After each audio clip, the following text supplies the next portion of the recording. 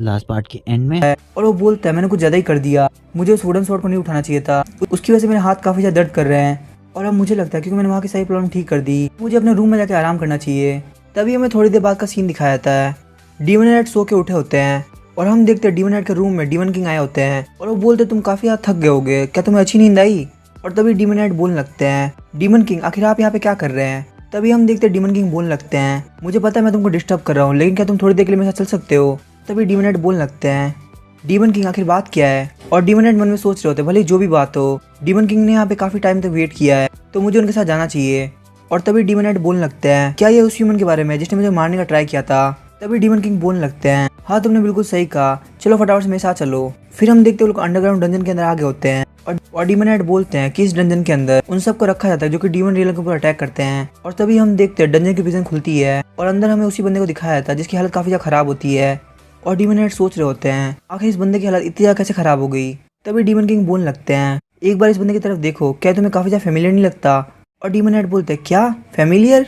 फिर demon king बोलते हैं तुम इसको एक बार गौर से देखो, इसके अंदर जो डीमंस को मारने की चाह है, ये कुछ वैसा ही बंदा है जो कि हर बार मेरे पास आता है ताकि वो मुझे यानी डीमन किंग को मार सके। और हम देखते हैं डीमन नाइट सोच रहा होता है क्या ये बंदा एक हीरो है? और फिर हमें बताया जाता है कि अगर एक हीरो डीमन किंग के सामने हार जाता है तो उसके सामने दो ऑप्शन होते हैं, या फिर तो वो हीरो खुद को सेल्फ डिस्ट्रक्ट कर ले जिससे डीमन किंग और पास में जितने लोग हैं उन सब की हालत काफी ज्यादा खराब हो जाएगी, या फिर वो मर भी सकते हैं, या फिर वो हीरो ऐसा कर सकता है कि वो अपनी पावर को पूरे कॉन्टिनेंट के अंदर बांट दे जिससे और भी हीरोज पैदा होंगे। और अगर बात कही जाए तो ज्यादातर हीरो मरने से पहले यही करते हैं। और जिन जिन लोगों के पास हीरो की पावर पहुंचती है, अंपायर उन सारे बंदों को कलेक्ट करता है और अनऑफिशियली उन सारे लोगों को हीरो बोल दिया जाता है, लेकिन ऑफिशियली सिर्फ वही बंदा हीरो बन पाता है जो कि अपनी अचीवमेंट से खुद को वर्दी साबित कर सके। और डीमन नाइट सोच रहे थे काफी अजीब बात है कि उन लोगों ने एक हीरो के फ्रेगमेंट को यहाँ भेज दिया। और डीमन किंग बोलने लगते हैं ये बिल्कुल भी मजाक की बात नहीं है, आखिर अंपायर वालों को क्या लगता है कि डीमन रियल कोई मजाक है कि वो किसी भी हीरो कैंडिडेट को यहाँ भेज देंगे? और डीमन नाइट भी सोच रहे होते हैं कि हाँ डीमन किंग ने बिल्कुल सही बोला, अगर ये बंदा एक ऑफिशियल हीरो होता तो ये इतना वीक नहीं होता, लेकिन फिर भी ये बंदा एक हीरो कैंडिडेट है। आखिर अंपायर ने ऐसा क्यों किया और मुझे तो समझ में नहीं आ रहा, आखिर इस हीरो को यहाँ भेजने का क्या रीजन था? आखिर वो एम्परर सोच क्या रहा है? तभी हम देखते हैं डीमन नाइट बोलता है डीमन किंग क्या आप प्लीज मेरे को थोड़ा सा टाइम दे सकते हैं, मुझे इस बंदे से अकेले में बात करनी है। और हम देखते हैं डीमन नाइट काफी ज्यादा सीरियस होते हैं। फिर डीमन किंग वहाँ जाने लगता है, बोलते हैं चलो ठीक है बाहर में तुम्हारा वेट करता हूँ, प्लीज तुम थोड़ा इसे जल्दी बात कर लेना। और डीमन नाइट सोच रहे होते हैं मुझे नहीं लगता इस बंदे का कोई रीजन है मुझे मारने का, तो आखिर इस बंदे ने डीमन रियलम के अंदर आके डीमन किंग को छोड़ के मेरे ऊपर अटैक क्यों किया? और तभी हम देखते वो बंदा बोलने लगता है योन हार्ट तुम बहुत बड़े कमीने हो, तुमने हमारे अंपायर के साथ गद्दारी की है, तुमने वहाँ पे अंपायर का ट्रस्ट जीता और एक हीरो बन गए और उसके बाद तुमने अंपायर को धोखा दे दिया और यहाँ पे डीमंस के साथ आके मिल गए। और तभी हम देखते हैं डीमन नाइट हंसने लगता है, बोलते हैं मैंने कभी नहीं सोचा कि एम्परर इस तरीके से अपना मैसेज भेजेगा। फिर वो बंदा बोलने लगता है आखिर तुम क्या बोल रहे हो? डीमन नाइट बोलते हैं तुम्हें धोखा दिया गया है। और फिर हम देखते वो बंदा बोलने लगता है आखिर तुम क्या फालतू बात कर रहे हो, एम्परर ने मुझे यहाँ पे इसलिए भेजा है ताकि मैं अंपायर के गद्दार को मार सकूं। फिर डीमन नाइट बोलते हैं मैं तुम्हें बताता हूँ कि आखिर तुम्हें धोखा कैसे दिया गया है। उस चीज का सबसे बड़ा प्रूफ तो ये है कि तुमने मुझे यहाँ पे अंपायर का गद्दार बोला और मुझे तो समझ में नहीं आ रहा तुमने अपनी लाइफ के अंदर क्या पाप किया है कि तुम्हें उस कमीने एम्परर ने इस तरीके से धोखा दिया और यहाँ पे मरने के लिए छोड़ दिया। और वो बंदा बोलने लगता है मुझे कुछ समझ में नहीं आ रहा, आखिर तुम बोल क्या रहे हो? तभी डीमन नाइट बोलता है क्या तुम्हें अभी भी समझ में नहीं आ रहा कि मैं क्या बोल रहा हूँ? तुम्हारे जो एम्परर उनको सब कुछ पहले से पता है कि आखिर मैं यहाँ पे क्या कर रहा हूँ और यहाँ पे रहने का मेरा ऑब्जेक्टिव क्या है। तभी वो बंदा बोलने लगता है इसका मतलब मुझे धोखा दिया गया है। और डीमन नाइट बोलते हैं तो तुम्हें क्या लगता है आखिर एम्परर एक हीरो कैंडिडेट को डीमन रियलम क्यों भेजेंगे, और वो भी सिर्फ एक गद्दार को मारने के लिए? और वो बंदा बोलने लगता है हाँ तुमने बिल्कुल सही कहा, मुझे धोखा दिया गया है। और फिर डीमन नाइट वहाँ जाने लगता है, बोलता है तुम इस बारे में ध्यान सोचना जब तक तुम मर नहीं जाते। वो बंदा चिल्लाने लगता है, बोलता है मैंने अपनी लाइफ एम्पायर के लिए सेक्रीफाइस कर दी और उस एम्पायर ने मेरे को धोखा दिया, कमीने एम्पायर कह के मैं तुम्हें कभी माफ नहीं करूंगा। और डीमन नाइट बोलने लगते हैं क्या फालतू इंसान है, आखिर वो एम्पायर के लिए इतना लॉयल क्यों था, आज उसकी लॉयल्टी ने उसको मरने में मजबूर कर दिया। तभी डीमन किंग बोलने लगते हैं तो तुम्हें जो बात करनी थी वो खत्म हो गई और तुम्हारे एक्सप्रेशन को देख कर समझ में आ रहा है कि तुम काफी ज्यादा सेटिस्फाइड हो। तो अब मुझे बताओ हमें उस बंदे का क्या करना चाहिए, क्या हम उस बंदे को किस तरीके से यूज कर सकते हैं? फिर डीमन नाइट बोलने लगता है डीमन किंग आपको उसका क्या करना है वो आप देख लीजिए, लेकिन अगर आप मुझसे पूछेंगे तो मैं कहता हूँ आप उसको मार दीजिए। तभी डीमन किंग बोलने लगते हैं चलो ठीक है ये तो तुम्हारा डिसीजन था, अगर मुझे लगेगा तो मैं पक्का उसके साथ यही करूंगा, लेकिन अगर मैं ऐसा करता हूँ तो तुम्हें उसके बदले में मुझे एक फेवर देना होगा। तभी डीमन किंग बोलने लगता है जो फर्स्ट का कमांडर है वो एक फाइट के अंदर गए हुए हैं और उनको तुम्हारी हेल्प की जरूरत पड़ेगी, क्योंकि वहाँ पे जो उनका ओपोनेंट है वो कोई हीरो कैंडिडेट नहीं है बल्कि वो एक रियल हीरो है जो कि पार्टिसिपेट कर रहा है। और तुम्हें तो ये बात पता ही होगी अगर हीरोज और डीमंस की फाइट होती है तो वो फाइट कितनी खतरनाक हो सकती है। तभी डीमन नाइट सोचने लगते हैं अगर जो बंदा फाइट करने के लिए आया है वो एक रियल हीरो है तो मुझे नहीं लगता कि यहाँ का कोई भी डीमन उसको संभाल पाएगा। और डीमन किंग बोलने लगता है मुझे लगता है कि तुम्हें भी हीरो से फाइट करने में काफी ज्यादा मजा आता है, मुझे पता है कि तुम इस मिशन का ध्यान रख लोगे, प्लीज तुम वहाँ पे जाकर फाइट करो और हमारे डीमन रीलन को बचाओ। लेकिन तभी हम देखते अचानक से डीमन हेड कुछ सोचने लगते हैं और बोलते हैं आखिर मैं यहाँ पे कैसे पहुंचा। और हम देखते डीमन किंग वहाँ जा रहे होते और बोलते हैं तुम्हें जल्द से जल्द यहाँ से निकलना होगा क्योंकि फर्स्ट कॉप कमांडर काफी ज्यादा दिक्कत में है। और हम देखते हैं डीमन हेड को कुछ भी याद नहीं होता और वो सोच रहे होते कि आखिर मैं कहाँ जा रहा हूँ। और फिर हमें कुछ टाइम बाद का सीन दिखाया जाता है, डीमन हेड कैरेज के पास जा रहे होते और सोचते हैं मुझे ये याद है कि मैं डीमन किंग के पीछे पीछे डंजन में जा रहा था, लेकिन जैसे ही मुझे होश आया तो मुझे पता चला कि मुझे एक फाइट करने जाना है, वो भी हीरो के खिलाफ। और मुझे लग रहा है मेरा एंड पास में है, मुझे अब मरने से कोई नहीं बचा सकता। तभी हम देखते ईडी बोलने लगता है सर अलर्ट मैंने सारी तैयारी कर ली है। और तभी हम देखते हैं डीमन हेड वापस से काफी ज्यादा सीरियस हो जाते हैं, बोलते हैं हाँ मुझे समझ में आ गया, मैं भी काफी ज्यादा क्यूरियस हूँ क्योंकि मुझे देखना है कि आखिर ये नया हीरो कैसा है। और ईडी सोच रहा होता है मुझे पता है डीमन हेड से पावरफुल कोई भी नहीं है और चाहे वो कोई भी हीरो है डीमन हेड उसको आराम से हरा देंगे। और मैं जानता हूँ कि फ्रंट लाइन में जाना काफी ज्यादा डेंजर की बात है, लेकिन सर अलर्ट का फेस देख के मुझे लग रहा है कि वो वेकेशन पे जा रहे हैं। तभी हम देखते हैं वहाँ पे 11th कॉप कमांडर रीलन आ जाती है और तभी हम देखते हैं डीमन हेड बोलते रीलन आखिर तुम यहाँ पे क्या कर रही हो। मन में सोच रहे होते हैं भले ये देखने में काफी ज्यादा क्यूट लगे लेकिन सच में काफी ज्यादा पावरफुल है क्योंकि डीमन किंग के बाद में रीलन के पास सबसे ज्यादा डिमोनिक एनर्जी है। और रीलन बोलने लगती है मैंने सुना कि आप फ्रंट लाइन में जा रहे हैं तो इसलिए मैं आपको एक गिफ्ट देना चाहती थी। और डीमन हेड सोच रहे होते इसको देख के लग रहा है कि ये नेकलेस है, आखिर रीलन ने मुझे क्यों दे रही है। और रीलन बोलने लगती मैंने इसके ऊपर अपना डिफेंसिव स्पेल कर रखा है तो ये कम से कम आपको एक बार मरने से बचा लेगा। और हम देखते हैं डीमन हेड इसको ले लेते और बोलते हैं रीलन इसके लिए थैंक यू। और वो मन में सोच रही थी मुझे इतने प्यार से दे रही है तो क्या मैं बेवकूफ हो जाऊँ कि इतने प्रीशियस गिफ्ट को नहीं लूंगा। तभी डीमन हेड बोलते हैं आखिर मैं ये क्या कर रहा हूँ, मैं फ्लो में समझ ही नहीं पाया कि आखिर मेरा हाथ कहाँ पे है। और हम देखते ईडी रीलन को थैंक यू बोलने लगता है, बोलते हैं मुझे ये बात तो पता है कि डीमन हेड आराम से किसी को भी हरा सकते हैं लेकिन फिर भी एक डिफेंसिव स्पेल से उनको काफी ज्यादा हेल्प होगा क्योंकि वैसे भी अभी उनके ऊपर हीरो से फाइट करने का आफ्टर इफेक्ट है।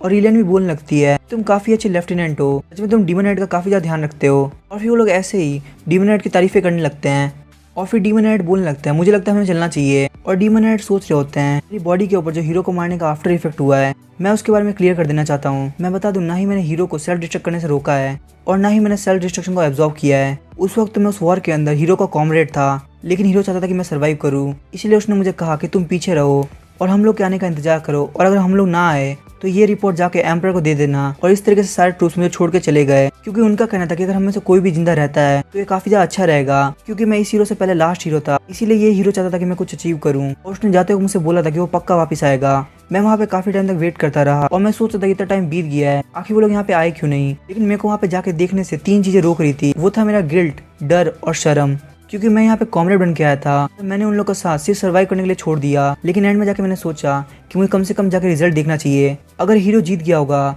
तो मैं उसको वापस एम्पायर में लेकर चला जाऊंगा और अगर वहाँ पे डीमंस जीत गए होंगे तो मैं ये रिपोर्ट लेके वापस एम्पायर के पास चला जाऊंगा। लेकिन हम देखते हैं डीमन किंग ने ऑलरेडी हीरो को हरा दिया होता है और हीरो की हालत वहाँ पे काफी ज्यादा खराब होती है। और तभी डीमन किंग बोलने लगते हैं क्या तुम्हारे कोई लास्ट वर्ड्स हैं। और हम देखते हैं हीरो हंसता है और खुद को सेल्फ डिस्ट्रक्ट करने लगता है और ये देख के डीमन हेड सोच रहा होता है आखिर हीरो खुद को सेल्फ डिस्ट्रक्ट क्यों कर रहा है, मुझे इसके बारे में जाके एम्पायर को बताना होगा। लेकिन तभी हम देखते हैं उसके पीछे एक बहुत पावरफुल डीमन आता है जो कि उसके ऊपर काफी तरह अटैक करता है, लेकिन डीमन हेड उस अटैक से बच जाते हैं। और फिर वो डीमन वापस अटैक करता है लेकिन डीमन हेड वापस से बच जाते हैं। फिर डीमन हेड पूछते हैं मैंने तो तुम्हारा कुछ बिगाड़ा भी नहीं, आखिर तुम मुझे बिना बताए अटैक क्यों कर रहे हो। वो डीमन लगातार अटैक कर रहा होता है और तभी हम देखते हैं डीमन हेड सोचता है अगर इस तरह से चलता रहा तो मैं यहाँ पे मारा जाऊंगा, कैसे भी करके यहाँ से भागने का तरीका ढूंढना होगा। और फिर वो काफी तेजी से आगे बढ़ते हुए उस डीमन को स्टैब कर देता है, लेकिन हम देखते हैं उसके स्टैब करने से उस डीमन को कोई फर्क नहीं पड़ता। और डीमन हेड सोच रहा होता है मुझे पता था कि मेरी स्ट्रेंथ से मैं कभी इसको स्टैब नहीं कर पाऊंगा। लेकिन तभी हम देखते क्योंकि वो डीमन काफी ज्यादा भारी होता है इसीलिए अचानक से वहाँ की जमीन टूट जाती है और उस क्लिफ से नीचे गिरने की वजह से वो डैगर उस डीमन की बॉडी में पूरी तरह से घुस जाता है। और जब डीमन हेड देखता है तो अगर ये मर चुका होता है, डीमन हेड सोचता है कि अगर हम एक डीमन के ऊपर क्लिफ से गिरने जितना पावर लगा है तो उसकी बॉडी में एक डैगर आराम से घुस सकता है। लेकिन क्लिफ टूटने की वजह से वो गलती से एनिमी के सेंटर के में पहुंच गया होता है। हम देखते सारे डीमन बोलने लगते हैं आखिर ये ह्यूमन कौन है, इसने हमारे 7th कॉप कमांडर को हरा दिया, आखिर एक ह्यूमन इतना पावरफुल कैसे हो सकता है। और ये सुन के हमारा डीमन हेड भी काफी ज्यादा शॉक हो जाता है और मन में सोचता है क्या ये 7th कॉप कमांडर था। मुझे ये बात समझ में नहीं आ रही आखिर ये डीमन किंग मेरी तरफ ऐसा क्यों देख रहा है, मुझे लग रहा है ये मुझे अभी मार देगा। लेकिन तभी हम देखते हैं हीरो बोलने लगता है लियोन हार्ट आखिर तुम यहाँ पे क्या कर रहे हो, मैंने तुमसे ये बोला था ना कि तुम वहाँ पे रहना, मैं यहाँ पे इन लोगों को सेल्फ डिस्ट्रक्शन करके खत्म करने वाला था। पर तभी हम देखते हैं डीमन हेड बोलने लगता है मुझे प्लीज माफ कर देना लेकिन मैं यहाँ पे अपनी ड्यूटी निभाने आया हूँ। और वो हीरो बोलने लगता है लेकिन मैं चाहता था कि तुम सर्वाइव करो। और डीमन हेड सोचने लगता है आखिर इसने सेल्फ डिस्ट्रक्शन को बंद क्यों कर दिया, और हम देखते हीरो सोचने लगता है कि हमारे एम्पायर में सारे लोगों को लगता है कि ये काफी ज्यादा कमजोर है और ये कुछ भी नहीं कर सकता। मुझे पता है कि डियोन हट काफी ज्यादा काइंड और लॉयल है और मैं हमेशा से यही चाहता था कि मेरे बाद में यही हीरो बने। और अगर गॉड आप मुझे देख रहे हो, मैं चाहता हूँ कि प्लीज आप डियोन हार्ट को जिंदा रहने दो। से कम मैं चाहता हूँ कि आप मेरी पावर्स को इसको दे दो। और तभी हम देखते डियोन हार्ट के पास एक गोल्डन कलर की लाइट आने लगती है और हम देखते डीमन किंग सोच रहे होते हैं ये चीज सेल्फ डिस्ट्रक्शन काफी ज्यादा अलग लग रही है। वो हीरो अपनी पावर को ट्रांसफर करने का ट्राई कर रहा है, लेकिन ये चीज तो बिल्कुल भी पॉसिबल नहीं है। और हम देखते वो हीरो वहीं पे मर जाता है और डीमन हेड सोच रहा होता है आखिर इस हीरो को क्या लगा कि ये अपनी पावर को मुझे ट्रांसफर कर देगा और ये हो जाएंगी। मेरे पास काफी ज्यादा कमजोर बॉडी है, मुझे नहीं लगता मेरे पास कभी पावर आएगी। और फिर उस हीरो को वहीं पे रख देता है और सोचने लगता है कि मुझे तो एक बार के लिए लगा था कि वो पावर्स मेरे अंदर आ जाएगी, लेकिन मुझे मेरी बॉडी में कोई भी चेंजमेंट फील नहीं हो रही। मैं अभी भी ह्यूमंस के अंदर सबसे ज्यादा वीकेस्ट हूँ। ये सारे डीमंस बोलने लगते हैं उस ह्यूमन ने हीरो को सेल्फ डिस्ट्रक्ट करने से रोक दिया और साथ ही साथ में उस हीरो को मार भी दिया। लेकिन हमें एक बात समझ में नहीं आ रही फिर उसने हीरो के सेल्फ डिस्ट्रक्ट को एब्जॉर्ब कैसे किया। और फिर डीमन हेड सोचने लगता है मुझे लगता है अब मेरा एंड नजदीक है, क्योंकि सारे डीमंस ने मुझे घेर लिया है और मैंने इनके 7th कॉप कमांडर को भी मार दिया। ये लोग मुझे बिल्कुल भी नहीं छोड़ने वाले। तभी हम देखते डीमन किंग बोलने लगता है आखिर तुम ऐसी सिचुएशन के अंदर भी हंस कैसे सकते हो, मुझे बताओ आखिर तुम्हारा नाम क्या है। तभी डीमन हेड बोलने लगता है मेरा नाम है डियोन हार्ट। और तभी डीमन किंग बोलने लगते हैं मुझे तुम्हारा नाम काफी ज्यादा पसंद आया, क्या तुमने कभी डीमन आर्मी ज्वाइन करने का सोचा है। और डीमन हेड सोचने लगता है क्या डीमन आर्मी को ज्वाइन करने के बारे में, क्या सच में डीमन किंग चाहता है कि मैं उसकी डीमन आर्मी को ज्वाइन करूं। और तभी डीमन किंग बोलने लगते हैं अगर तुम सच में हमारी डीमन आर्मी को ज्वाइन करना चाहते हो मुझे नहीं लगता इसमें कोई दिक्कत होगी। और मैं तुम्हें पहले ही बता दूं कि यहाँ पे किसी भी डीमन को तुमसे कोई प्रॉब्लम नहीं होगी, क्योंकि इन सब लोगों ने तुम्हारी पावर को देख लिया है। हम देखते हैं डीमन हेड सोच रहा होता है कि मैंने ये तो सोचा था कि मुझे सर्वाइव करना है, मैंने कभी नहीं सोचा था कि मुझे इस तरह से सर्वाइव करना पड़ेगा। फिर मैं प्रेजेंट का सीन दिखाया जाता है। डीमन हेड सोच रहा होता है उस दिन के बाद से सारे डीमंस को ये लगता है कि मैं बहुत ज्यादा पावरफुल हूँ, यहाँ तक कि मैंने हीरो और 7th कॉप कमांडर को भी मारा है। तो अगर मेरे बराबर कोई पावरफुल है तो सिर्फ डीमन किंग है। तभी हम देखते ईडी उसके पास आता है, बोलता है सर अलर्ट हम यहाँ पे पहुंच चुके हैं और यहीं पे डीमन और ह्यूमन के बीच में फाइट होने वाली है। तभी हम देखते 1st कॉप कमांडर बोल रहा होता है डीमन हेड मैं आपका कब से यहाँ पे वेट कर रहा था। और डीमन हेड सोच रहा होता है 1st कॉप कमांडर की हालत देख के तो यही लग रहा है कि यहाँ की कंडीशन कुछ अच्छी नहीं है, मुझे वहीं पे डीमन किंग को मना कर देना चाहिए था। पर अगर मैं वहाँ पे मना करता तो मुझे लगता है मेरे लिए काफी बड़ी दिक्कत हो जाती। और अगर सोचा जाए तो सच में शुरुआत से मेरे पास कोई भी ऑप्शन नहीं था।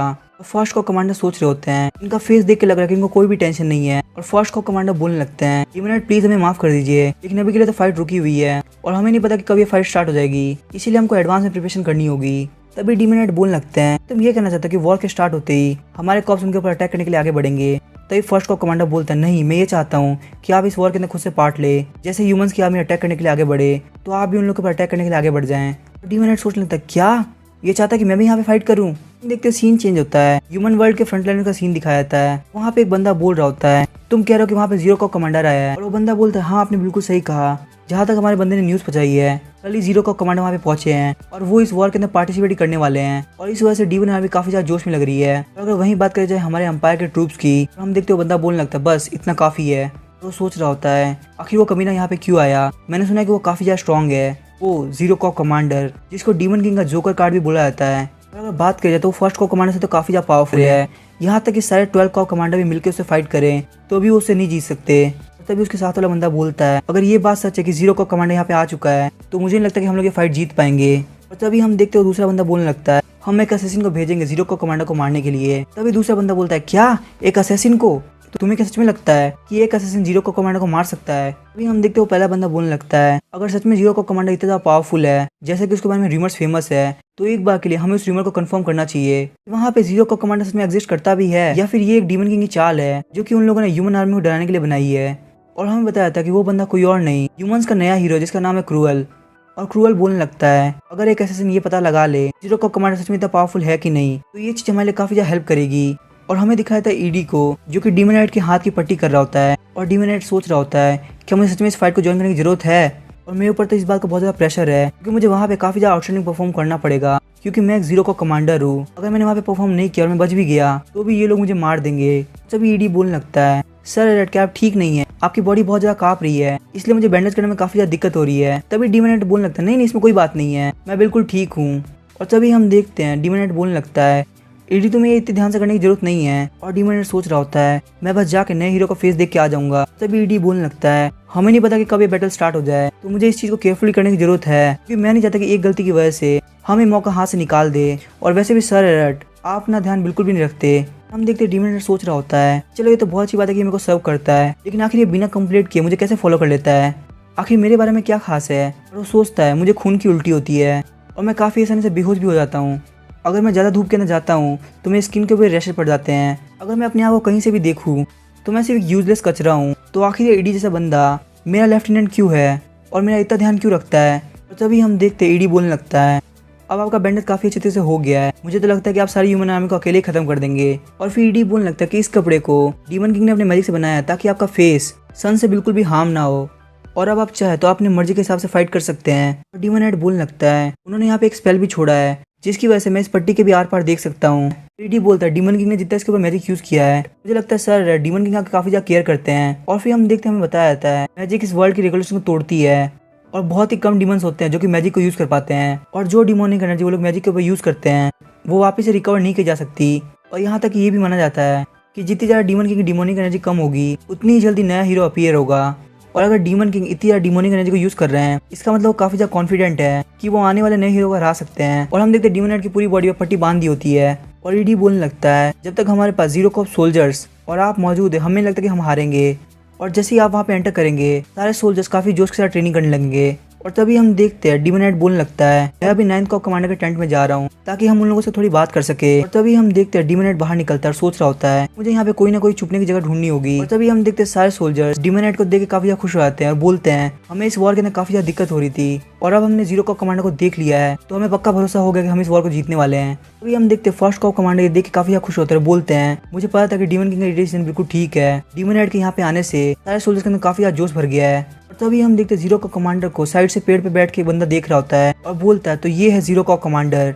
और रियलिटी में 0 कॉप कमांडर एग्जिस्ट करता है, लेकिन इसको देख के ऐसा नहीं लगता कि इसके बाद इतनी स्ट्रेंथ होगी क्योंकि इसकी हाइट भी काफी ज्यादा कम है। लेकिन अगर उसकी तरफ ध्यान से देखा जाए तो उसका जो एग्रेशन है वो काफी ज्यादा अलग लेवल पे है और उसके आसपास का ऑरा देख के ये फील हो रहा है कि वो एक एब्सोल्यूट किलर है। और मुझे लगता है जो भी बातें चल रही है वो एक र्यूमर नहीं है, हो सकता है कि सच में इतना पावरफुल हो। और फिर असैसिन सोचने लगता है भले वो काफी ज्यादा पावरफुल हो लेकिन मुझे लगता है मुझे 0 कॉप कमांडर को एक बार टेस्ट कर लेना चाहिए। और फिर वो 0 कॉप कमांडर के ऊपर एक पॉइजन डार्ट फेंक देता है और हम देखते हैं डीमन हेड उसको डॉज कर लेता है। और वो असैसिन सोच रहा होता है कि इसने काफी जल्दी इसको डॉज कर लिया। और तभी डीमन हेड उस असैसिन की तरफ देखता है और ये देख के असैसिन काफी डर जाता है और सोचता है उसको ये बहुत जल्दी पता चल गया कि आखिर ये पॉइजन डार्ट कहाँ से आई है, मुझे फटाफट से यहाँ से निकलना होगा वरना मैं मारा जाऊंगा। फिर वो काफी तेजी से वहां से निकल जाता है। और तभी डीमन हेड सोच रहा होता है कि आखिर हर बार पत्थर मेरे पाँव के नीचे क्यों आ जाता है। तभी हम देखते हैं उनमें से एक सोल्जर पूछने लगती है 0 कॉप कमांडर आखिर क्या हुआ। और तभी डीमन हेड बोलने लगता है अरे कुछ नहीं, मैं तो स्ट्रेचिंग कर रहा था। और वो सोल्जर बोलने लगती है आप तो पहले से स्ट्रेचिंग कर रहे हैं, इसका मतलब आप पहले से तैयार है और अब हमें पूरी तरह से भरोसा हो गया कि ये वॉर हम ही जीतने वाले हैं। और तभी हम देखते हैं डीमन हेड सोच रहा होता है कि मुझे लगता है यहाँ पे छुपने की कोई अच्छी जगह है तो मुझे यहाँ पे जाकर टेंट में ही रहना चाहिए। और हम देखते हैं वो असैसिन छुप के देख रहा होता है और बोलता है आखिर वो टेंट के अंदर क्यों जा रहा है, क्या इसका मतलब ये है कि मैं यहाँ पे सेफ हूँ, या फिर शायद ये इस वजह से हो सकता है वो नहीं चाहता कि उसके साथियों को पता चले कि यहाँ पे एक ऐसा बंदा आ चुका है जो कि छुपके से हमारे टेंट के अंदर घुस चुका है और सीक्रेटली से वो उन बंदों को बताएगा जो कि उसके काफी ज्यादा ट्रस्टवर्दी है। क्या मुझे यहाँ से वापस चले जाना चाहिए? लेकिन आखिर मैं 0 कॉप कमांडर की सिर्फ एक स्किल देख के कैसे जा सकता हूँ? अगर मैं उसकी और भी स्किल के बारे में पता कर सकूँ तो मुझे लगता है मैं अंपायर की काफी ज्यादा हेल्प कर पाऊंगा। और मुझे लगता है मुझे सिर्फ एक बार और 0 कॉप कमांडर को टेस्ट कर लेना चाहिए। तभी हम देखते ईडी बोलने लगता है कि सर अलर्ट, आखिर आप इतनी जल्दी क्यों आ गए? क्या वहाँ पे आपको 9th कॉप कमांडर नहीं मिले? तभी हम देखते हैं डीमन हेड बोलने लगता है क्या तुमको उस हीरो के बारे में कुछ पता है जो कि इस बार अटैक करने वाला है? ईडी बोलने लगता है कि जो हमारे 2nd कॉप कमांडर है वो इसके बारे में पता कर रहे हैं, लेकिन जो हीरो है वो हेलमेट से अपना फेस ढक के रखता है, इसीलिए उसके बारे में पता करना काफी मुश्किल है। और साथ ही में हमें ये बात पता है कि उसकी स्वॉर्डमैनशिप स्किल काफी अच्छी है। और हम देखते हैं ये सारी बातें वो असैसिन बैठ के देख रहा होता है और वो सोच रहा था आखिर वो मेरे बारे में क्यों नहीं बात कर रहा, वो डायरेक्ट सर क्रूएल के बारे में क्यों बात कर रहा है? क्या उसको ये बात पता चल चुकी है कि सर क्रूएल ने मुझे यहाँ पे भेजा है? और तभी हम देखते हैं डीमन हेड को वहाँ पे वाइन मिलती है, वो सोच रहा होता है कि वो मुझे ड्रिंक नहीं करने दे रहा, लेकिन यहाँ पे बैठ के वो खुद ड्रिंक कर रहा है। और तभी हम देखते हैं डीमन हेड को इतना गुस्से में देख के ईडी बोलने लगता है कि सर रेड, आपको ये सोचने की जरूरत नहीं कि ये मैं पी रहा हूँ, मैं ये आपके लिए लेके आया हूँ। और तभी हम देखते हैं डीमन हेड शांत हो जाता है और बोलता है तो क्या मैं इसको पी सकता हूँ? और तभी ईडी बोलने लगता है कि हाँ, यहाँ पे कोई प्रॉब्लम नहीं है पीने में, क्योंकि वैसे भी ये बैटल फील्ड है और ड्रिंक करने से आपकी नर्व्स खोलने में काफी ज्यादा हेल्प मिलती है। और हम देखते हैं डीमन हेड बोलने लगता है मुझे लगता है तुम बिल्कुल सही बोल रहे हो। और ईडी बोलने लगता है कि डीमन हेड को वाइन काफी ज्यादा पसंद है, मुझे लगता है कि इनको इस बार के लिए पीने देना ठीक रहेगा। लेकिन तभी हम देखते हैं डीमन हेड रुक जाता है और बोलता है मुझे लगा जैसे मैंने कुछ सुना। तभी ईडी बोलता है डीमन हेड क्या कोई प्रॉब्लम है? और वो असैसिन सोचने लगता है कि ये बंदा कितना बेवकूफ हो सकता है, मैंने वहाँ पे एक पत्थर फेंका और उसने उसको नोटिस कर लिया और उसी वक्त मैंने उसके ड्रिंक में पॉइजन मिला दिया और इस बात पे उसने बिल्कुल भी ध्यान नहीं दिया और मैंने जो पॉइजन मिला है वो काफी ज्यादा खतरनाक है, उसकी सिर्फ एक सिप लेने से ही मर जाएगा। और तभी हम देखते हैं डीमन हेड उसको पीने लगता है और वो असैसिन सोच रहा होता है कि अब 0 कॉप कमांडर खत्म होने वाला है। लेकिन तभी हम देखते हैं डीमन हेड वहीं पे रुक जाता है। डी पूछता है कि सर रेड क्या कोई प्रॉब्लम है? और हम देखते हैं डीमन हेड उसको वहीं पे फेंक देता है। फिर डीमन हेड बोलता है मुझे लगता है कि यहाँ पे कोई प्रॉब्लम है। लेकिन हम देखते हैं डीमन हेड सोच रहा होता है मैं तो बस यहाँ पे मक्खी को मारना चाहता था, गलती से मेरे हाथ से वो ग्लास छूट गया और डीमोनेट बोलने लगता है ईडी प्लीज मुझे माफ कर देना, मैंने ये चीज जानबूझ के नहीं करी। लेकिन तभी हम देखते हैं उस वाइन के अंदर जो मक्खी गिरी थी वो पूरी तरह से खत्म हो जाती है और ईडी बोलता है इसके अंदर पॉइजन था, यहाँ पे कोई ना कोई ऐसा बंदा है जो कि सर रेड को मारने का ट्राई कर रहा था। और हम देखते हैं वो असेसिन भाग के जा रहा होता है और बोलता है मुझे इस चीज की रिपोर्ट जल्द से जल्द सर क्रूअल को देनी होगी। जो जीरो कॉप कमांडर है उसमें काफी ज्यादा पावरफुल है और उनसे डील करना हमारे लिए काफी ज्यादा मुश्किल होगा, वो एक काफी ज्यादा डेंजरस मैन है।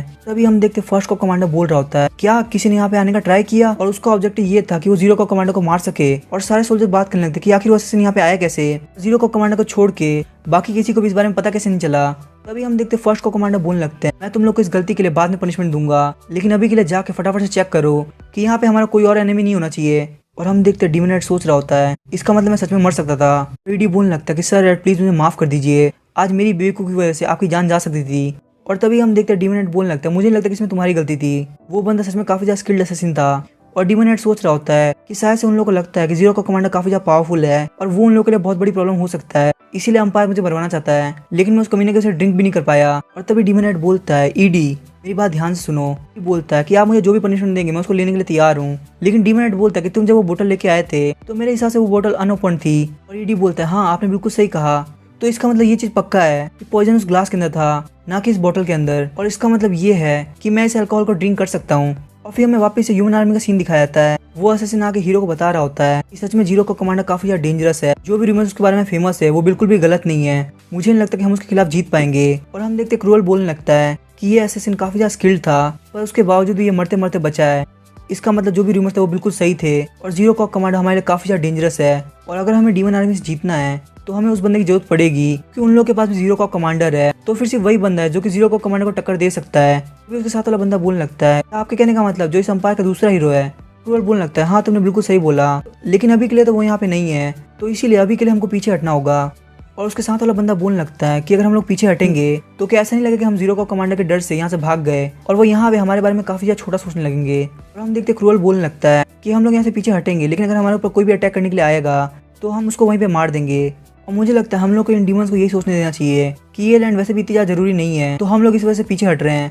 और हम लोग को उनको बिल्कुल भी नहीं दिखाना हम लोग जीरो का कमांडर के से पीछे हट रहे हैं, बस उन लोग को ऐसा लगना चाहिए कि हम उन लोगों को ह्यूमन वर्ल्ड के अंदर नहीं घुसने देंगे।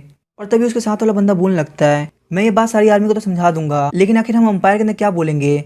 और फिर हम देखते क्रूअल बोलने लगता है हम लोग को वहाँ पे ये रिपोर्ट देनी है कि हम लोगों ने अपने लैंड को तो बचा लिया, लेकिन डिमोनिक रियल्म की लैंड पे हम लोग कब्जा नहीं कर पाए, और वैसे भी जो हमारे अंपायर की लैंड है वो तो बची हुई है, और इसलिए हमने सोचा कि हमें आगे और लड़ाई करने की जरूरत नहीं है, और हम लोग वहाँ से पीछे हट गए। हम देखते क्रूअल बोलने लगता है मैं नहीं चाहता कि मैं अभी हीरो बनाऊं और मैं बिना कुछ अचीव किए मर जाऊं। और क्रूअल बोलने लगता है कि ये चीज का ध्यान रखें कि जीरो का कमांडर हमारे पर अटैक करने के लिए ना आए। और वो साथ वाला बंदा बोलने लगता है आप टेंशन मत लो, जीरो का कमांडर हमारे पर डायरेक्टली अटैक करने के लिए नहीं आएगा।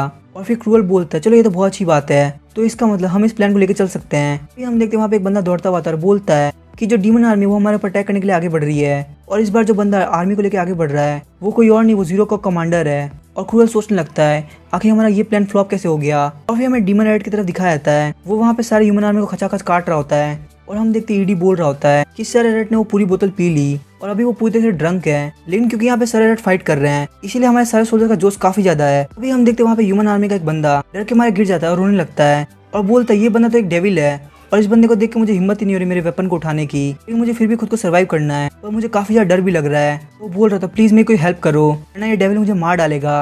और तभी हम देखते डीमन रेड उसके पास जाता है और बोलता है आखिर तुम यहाँ पे बैठे क्यों हो, तुम यहाँ पे खुद को बचाने के लिए फाइट नहीं करने वाले, अगर तुम यहाँ पे फाइट नहीं करने वाले तो तुम्हें मुझसे कोई नहीं बचा सकता। और हम देखते जैसे डीमन रेड उसको अटैक करने वाले होते हैं वैसे उनके ऊपर काफी बड़ा अटैक होता है और डीमन रेड काफी दूर जाकर गिरते हैं। ये देख के ईडी उनके पास जाता है और बोलता है सर रेड क्या आप ठीक है। और हम देखते हैं डीमन रेड की हालत काफी ज्यादा खराब हो गई होती है और ईडी बोलता है आखिर किसकी हिम्मत हुई सर रेड के ऊपर हमला करने की। और हम देखते जिस बंदे ने डीमन रेड के ऊपर अटैक किया होता है वो बंदा कोई और नहीं हीरो होता है। और हीरो बोल रहा था मैं तुम्हें सिर्फ एक स्ट्राइक के अंदर मारने वाला था। और ईडी बोलता है सर रेड क्या आप ठीक है, लेकिन हम देखते रिलन के डिफेंसिव स्पेल की वजह से डीमन रेड मरने से बच गया होता है। और ईडी सोच रहा होता है अगर इनके पास नहीं होता तो शायद से सर रेड यहाँ पे मारे जाते। और फिर हम देखते ह्यूमन आर्मी का वही बंदा हीरो की तरफ जाने लगता है और बोलता है तो आखिरकार हमारा नया हीरो क्रूअल हमें बचाने के लिए यहाँ पे आ ही गया। लेकिन तभी हम देखते जीरो का कमांडर आगे बढ़ते हैं और उसको वहीं पे काट देते हैं। और जीरो का कमांडर बोलते हैं तो तुम हो नए हीरो। और हम देखते क्रूअल बोलने लगता है सारे लोग मुझे इसी नाम से बुलाते हैं, लेकिन मुझे लगता है मैं उसको डिजर्व नहीं करता। और तभी डीमन रेड बोलने लगता है मैंने भी इस बारे में सुना है, पता नहीं कि तुम्हारी आवाज सुन के मुझे कुछ जानी पहचानी लग रही है, क्या हम दोनों पहले मिल चुके हैं, चलो छोड़ो तुम बस अपना हेलमेट उतारो मैं तुम्हें पहचान जाऊंगा। और तभी क्रूअल बोलने लगता है तुम चाहते हो कि मैं अपने ओपोनेंट के सामने अपना हेलमेट उतार दूं, मैं इस चीज के लिए मना करता हूँ। और क्रूअल सोच रहा होता है पता नहीं कि उस बंदे को देख के मुझे काफी ज्यादा फेमिलियर फीलिंग आ रही है। और डीमन हेड बोल रहा होता है इसका मतलब तुम नहीं उतारने वाले। और क्रूअल सोच रहा होता है मैं तो जीरो कॉप कमांडर से पहली बार मिल रहा हूँ, तो आखिर मुझे ऐसा क्यों फील हो रहा है। और डीमन हेड बोलने लगता है अगर ऐसी बात है तो इस हेलमेट को मैं ही उतार देता हूँ। और डीमन हेड काफी स्पीड से हीरो के बिल्कुल पास पहुंच जाते हैं, लेकिन हीरो बहुत मुश्किल से उसको डॉच करता है और सोच रहा होता है सच में काफी ज्यादा तेज है, लेकिन इसका मतलब ये नहीं कि मैं इसकी मूवमेंट को नहीं देख सकता। और हम देखते हैं वो दोनों एक दूसरे के ऊपर अटैक करते हैं, जिसकी वजह से वो लोग पीछे की तरफ खिसकते हैं। और डीमन हेड बोल रहा होता है तुमने इसको डॉच कर लिया तो मतलब तुम फाइट के अंदर काफी अच्छे हो। फिर हम देखते हैं क्रूअल काफी तेजी से आगे बढ़ते उसके ऊपर अटैक करता है, लेकिन डीमन हेड उसको डॉच कर लेता है। और डीमन हेड बोलने लगता है मुझे लगता है हीरो का टाइटल तुम्हारे लिए काफी ज्यादा है, मुझे शायद इस चीज को कंफर्म करना चाहिए। फिर उन दोनों के बीच में फाइट होने लगती है। क्रूअल सोच रहा होता है मैं ये चीज तो मानता हूँ कि जीरो को कमांडर की स्पीड काफी ज्यादा है, लेकिन अगर इसके अटैक की बात करी जाए तो उसके अंदर इतना ज्यादा फोर्स नहीं है। और हम देखते हैं अटैक की वजह से डीमन हेड का डैगर उसके हाथ से छूट जाता है। और फिर हम देखते हैं क्रूअल उसके ऊपर अटैक करने के लिए आगे बढ़ता है। डीमन हेड उसी के पास से एक डैगर निकाल के उसके अटैक को वहाँ पे ब्लॉक कर लेता है। और क्रूअल सोच रहा होता है मुझे समझ में नहीं आ रहा क्या उसको मेरे साथ फाइट करने में मजा नहीं आ रहा, जो काफी कम्फर्ट से मेरे ऊपर अटैक कर रहा है, लेकिन अगर तुम ऐसा ही चाहते हो तो मैं इस चीज का फायदा उठाने वाला हूँ। और हम देखते हैं डीमन हेड सोचने लगता है क्या उसको मेरे बारे में पता चल गया। और फिर डीमन हेड बोलने लगता है काफी ज्यादा बुरा है, लेकिन आज के लिए यहीं पे खत्म होता है। और हीरो बोलने लगता है आखिर तुम्हारी हिम्मत कैसे ये बोलने की, अभी यहाँ पे कुछ भी खत्म नहीं हुआ है, तुम थे जिसने बॉर्डर को पहले क्रॉस किया। और फिर डीमन हेड बोलने लगता है यहाँ पे तुम थे जिसने 9th कॉर्प कमांडर के ऊपर अटैक किया और हमारी लैंड को चुराया, क्योंकि मुझे लगता है कि तुम थोड़े से के अंदर सेटिस्फाइड नहीं हो और इसलिए तुमने जैसा हमारे साथ किया हमने बिल्कुल वैसे ही तुम्हारे साथ किया। और चलो हम अपनी एनर्जी को वेस्ट करना बंद करते हैं और क्यों ना हम वापस से अपनी अपनी टेरिटरीज के अंदर चले जाएं। तभी हम देखते हैं क्रूअल सोचने लगता है मुझे लगता है बंदा बिल्कुल ठीक बोल रहा है, तो वैसे भी इन लोगों ने हमारे लैंड के ऊपर कब्जा नहीं किया, इसमें कोई दिक्कत वाली बात नहीं अगर हम वापस पीछे चल जाएं, लेकिन अगर मैं यहाँ पे फाइट को जारी रखता हूँ तो शायद मैं जीरो कॉर्प कमांडर को मार पाऊंगा। डीमन हेड बोलने लगता है अगर हीरो तुम्हारे अंदर काफी ज्यादा गुस्सा है तुम इस वॉर को कंटिन्यू करना चाहते हो, लेकिन मुझे नहीं लगता कि तुम्हारी जो आर्मी है वो इस वॉर को कंटिन्यू कर पाएगी। और जब क्रूअल अपनी आर्मी को देखता है तो उसकी हालत काफी ज्यादा खराब होती है। और क्रूअल बोलता है चलो ठीक है मैं अभी के लिए पीछे हटता हूँ। क्रूअल सोच रहा होता है अभी उन लोगों के अंदर काफी ज्यादा पावर बाकी है और हम लोग का यहाँ पे काफी ज्यादा लॉस हो चुका है, होशियारी इसी में कि हम लोग पीछे हट जाए। और फिर डीमन हेड वहाँ जाने लगता है और बोलता है चलो ठीक है फिर हम चलते हैं, शायद से हमारा मिलना वापस कभी ना हो।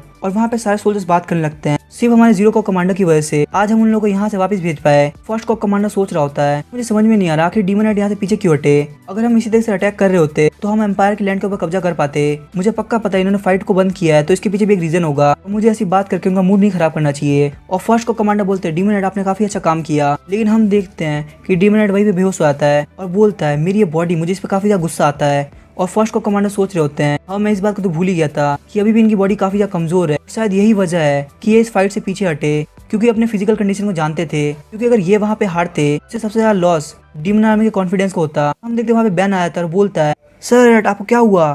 फर्स्ट को कमांडर सोच रहे होते हैं सच में काफी ज्यादा इनक्रेडिबल है, ऐसी हालत में भी इन्होंने हीरो से फाइट करी। और अगर मैं ध्यान से देखूं तो जब से आए इन्होंने काफी कुछ अचीव किया है। सबसे पहले इन्होंने 7th कॉर्प कमांडर को मारा और उसके बाद इन्होंने हीरो को सेल्फ डिस्ट्रक्ट करने से रोक दिया।